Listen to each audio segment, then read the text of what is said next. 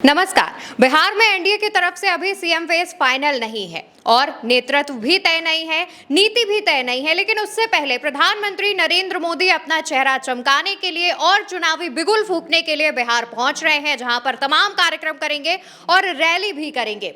हमारे साथ चंद्रकांत जी मौजूद हैं। चंद्रकांत जी, प्रधानमंत्री मोदी बिहार पहुंच रहे हैं, वो रैली करेंगे, लेकिन सवाल वही है कि नीतीश को आखिर सीएम चेहरा क्यों नहीं घोषित किया जा रहा है?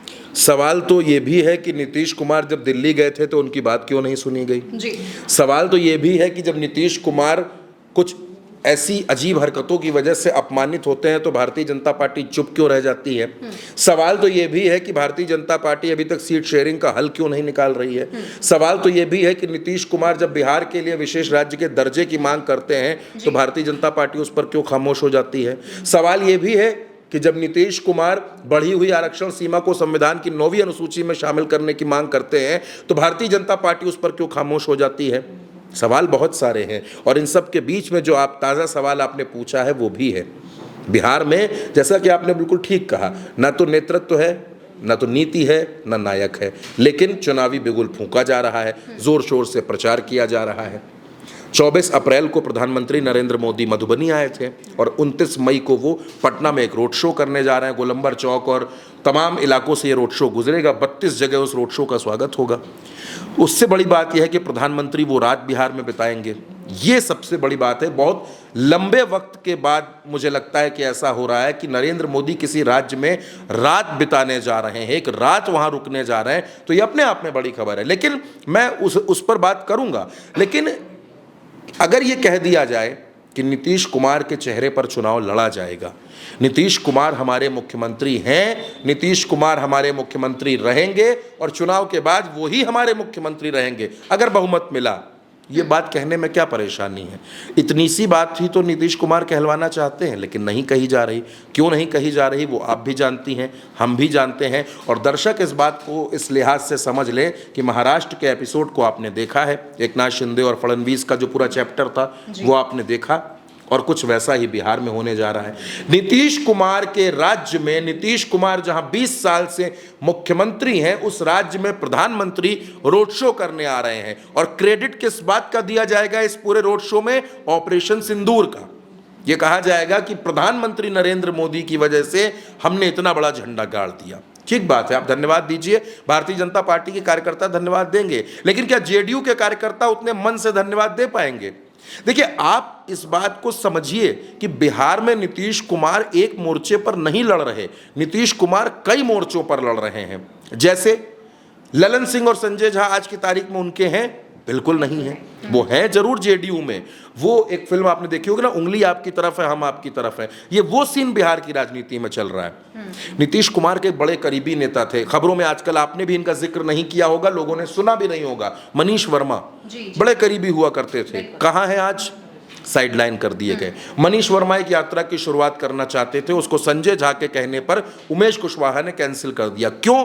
क्योंकि वो नीतीश के पुराने करीबी सहयोगियों को जोड़ना चाहते थे, नहीं जोड़ने दिया गया। बिहार की राजनीति में नीतीश कुमार की बॉडी लैंग्वेज और नीतीश कुमार की जो स्थिति है वो ये बताती है कि वो सिर्फ नाम के मुख्यमंत्री हैं, सरकार कहीं और से चल रही है, रिमोट से चल रही है। ये बात भी विपक्ष आरोप लगा रहा है, जनता भी इस बात को कह रही है। लेकिन बिहार में जब कुछ तय नहीं है, जब कुछ फाइनल नहीं है, तो नरेंद्र मोदी वहां आकर क्या कहेंगे?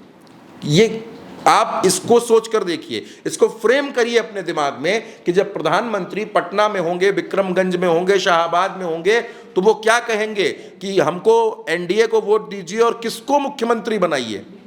अगर प्रधानमंत्री ये कहते हैं कि आप एनडीए को वोट दीजिए और एक बार फिर नीतीश कुमार जी को मुख्यमंत्री बनी, मेरी लाइनों पर गौर करिएगा, अगर प्रधानमंत्री ये कहते हैं कि एनडीए के प्रत्याशियों को वोट दीजिए और एक बार फिर नीतीश कुमार के नेतृत्व में सरकार बनाइए, तो आप मान जाइएगा कि नीतीश कुमार मुख्यमंत्री नहीं बनने वाले।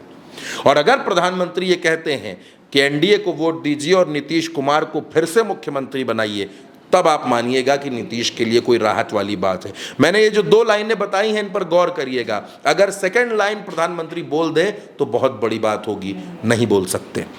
इसका मतलब है कि आप नीतीश कुमार को घोषित कर रहे हैं। लेकिन राजनीति में आपको क्या लगता है कि अगर सेकंड लाइन भी बोल देंगे तब भी नीतीश कुमार मुख्यमंत्री बन जाएंगे क्या? मुश्किल है। महाराष्ट्र में यही तो कहा गया कि एकनाथ शिंदे, एकनाथ शिंदे, एकनाथ शिंदे। जब वोट बटोरने थे मराठी वोटर्स तब एकनाथ शिंदे, जब उत्तरी महाराष्ट्र में उनके दबदबे का इस्तेमाल करना था तब एकनाथ शिंदे, और जब चुनाव खत्म हुआ आप बहुमत के करीब आ गए तो आपने कहा नहीं, देवेंद्र फडणवीस, वो समंदर की लहरों को तोड़कर वो लौट कर आ जाएंगे, तब आपने ये बातें कही। और यही स्थिति नीतीश कुमार के साथ है। देखिए, नीतीश की चिंता यही है कि भाई घोषित करिए, भाई तय करिए, या तो इस पार या तो उस पार, एक लाइन निकालिए, एक लकीर खींचिए, और वही बिहार में नहीं हो पा रहा है। वो वीडियो आपने भी देखा है दर्शकों, और अवंतिका आपने भी देखा होगा, जब नीतीश कुमार प्रधानमंत्री नरेंद्र मोदी को दिल्ली में एनडीए शासित राज्यों के मुख्यमंत्रियों की बैठक में कुछ समझाने की कोशिश कर रहे हैं, कुछ बताने की कोशिश कर रहे हैं, लेकिन प्रधानमंत्री उनकी बात को इग्नोर कर रहे हैं। ऐसा लग रहा है जैसे प्रधानमंत्री सुनना ही नहीं चाहते कि नीतीश कुमार क्या कह रहे हैं। क्या कह रहे होंगे नीतीश कुमार? या तो वो ये कह रहे होंगे ना कि भाई सीट शेयरिंग की बात कर लेते हैं, वो ये कह रहे होंगे कि सीएम फेस पर बात कर लेते हैं, वो ये कह रहे होंगे कि चिराग पासवान बहुत ज्यादा बयान दे रहे हैं, उनको समझा दीजिए, वो ये कह रहे होंगे जीतन राम मांझी के स्टेटमेंट से नुकसान हो रहा है, उनको बता दीजिए, उपेंद्र कुशवाहा अजीब स्थिति पैदा कर रहे हैं, उनको समझा दीजिए। इसके अलावा क्या कह देंगे नीतीश कुमार? यही तो कह सकते हैं। सम्राट चौधरी भी वहाँ खड़े हैं, जेपी नड्डा भी वहाँ खड़े हैं, और प्रधानमंत्री ने ऐसे इग्नोर किया जैसे पार्टी का कोई कार्यकर्ता। बिहार के मुख्यमंत्री अगर कोई बात कह रहे हैं, और इतने वर्षों से जो व्यक्ति मुख्यमंत्री है, मैं सच कहूँ तो नीतीश कुमार की स्थिति देखकर कभी कभी खराब लगता है, बुरा लगता है कि एक इतना कद्दावर नेता जो इतना जिम्मेदार था कि जब रेल हादसा हुआ तो अपनी मर्जी से उसने इस्तीफा दे दिया, किसी ने नहीं मांगा इस्तीफा। आज तो तमाम हादसे हो जाते हैं, लेकिन नीतीश कुमार ऐसे जिम्मेदार नेता थे, ऐसे समाजवादी नेता थे। जॉर्ज फर्नांडिस, शरद यादव, लोहिया, इनकी विचारधाराओं को आगे लेकर चलने वाले नीतीश कुमार आज सत्ता के लिए भारतीय जनता पार्टी के सामने कठपुतली की तरह खड़े हैं, और भारतीय जनता पार्टी उनको कोई भाव नहीं दे रही। भारतीय जनता पार्टी के नेता, अगर आप उनसे ये पूछिए कि क्या नीतीश कुमार चुनाव के बाद मुख्यमंत्री बनेंगे, तो उनके मुंह में दही जम जाता है। वो इस पर कोई जवाब नहीं देते हैं। वो ये कहते हैं कि अरे तो नीतीश कुमार के नेतृत्व में तो हम चुनाव लड़ ही रहे हैं। जैसे किसी गांव में, किसी मोहल्ले में कुछ काम हो तो हर कोई कहता है ना कि आप ही के नेतृत्व में सब कुछ हो रहा है। बाद में पता चल रहा है कि हमारे नेतृत्व में कुछ था ही नहीं, हमारे नेतृत्व में सिर्फ नेतृत्व शब्द रह गया है। तो वो स्थिति नीतीश कुमार के लिए बन रही है, जो नीतीश कुमार की राजनीति के लिए बड़ी खतरे वाली होगी। और दूसरी बात, मैं चलते चलते आपसे एक बात कह देना चाहता हूं, और रिकॉल भी करना चाहता हूं दर्शकों के लिए। निशांत कुमार कहाँ है? बड़ी तेजी से चर्चाएं थी कि होली के मौके पर निशांत कुमार की लॉन्चिंग होगी, अचानक वो दिखने लगे, मीडिया के कैमरों ने उनको घेर लिया, चुनाव लड़ेंगे, हरनौत से चुनाव लड़ेंगे, राजनीतिक पारी की शुरुआत होगी, नीतीश कुमार को उत्तराधिकारी आ गया, सब टाइम फिस।